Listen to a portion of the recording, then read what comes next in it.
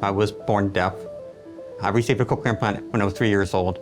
Shortly after, I started communicating with the device, but it was a slow process to learn how to interpret the new sounds provided by the implant. I got the second implant at the age of 25. I had the experience of hearing distorted sounds and appreciating how that sound became more refined. That experience really informs a lot of the research I do today.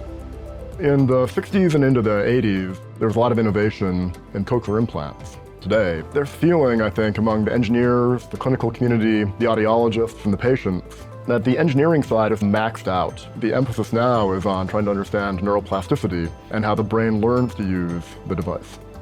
Right now, I think we are considered one of the largest clinical and research-oriented cochlear implant centers in the country, if not the world. We have 6 surgeons, multiple audiologists that do nothing but cochlear implants, the whole research team working together, and collaboratively, we've come up with some things that we think could be game changers in helping people hear even better. The cochlear implants are amazing, but they require adaptation periods. Sometimes these adaptation periods take a long time. There's quite a lot of variability in the outcomes. In a way, it's like the brain trying to learn a whole new language that's muffled and difficult to understand. We haven't been able to explain why that's the case. If we better understand how the brain adapts to the device, we can potentially explain this variability, redesign the implant to better facilitate that adaptation. And what we're now being able to do is think about ways to enhance the brain's ability to make that signal more meaningful by enhancing the brain's ability to learn and to do better is kind of a new frontier for us.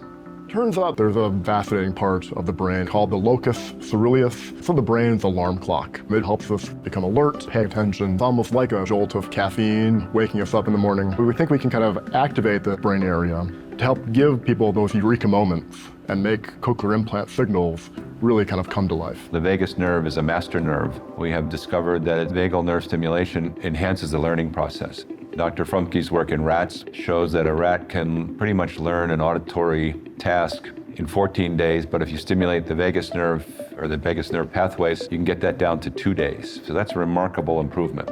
We went from Dr. Frumke's work in rats to now actually using the same concept in implanting humans.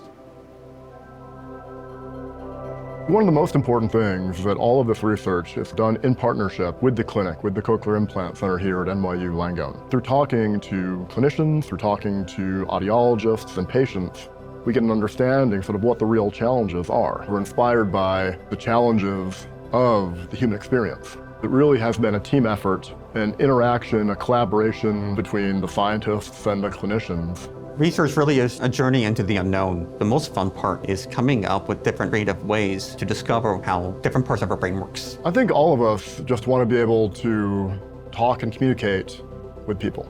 A device like this, I think, opens new possibilities for people to get better use out of their devices and have the kind of lives they want to be able to have. Appreciating music, being able to go to parties, and really just talking to their friends and family. At some point, everything that we're doing in the lab has to have some kind of connection to the human experience, be it a patient who wants a better tomorrow.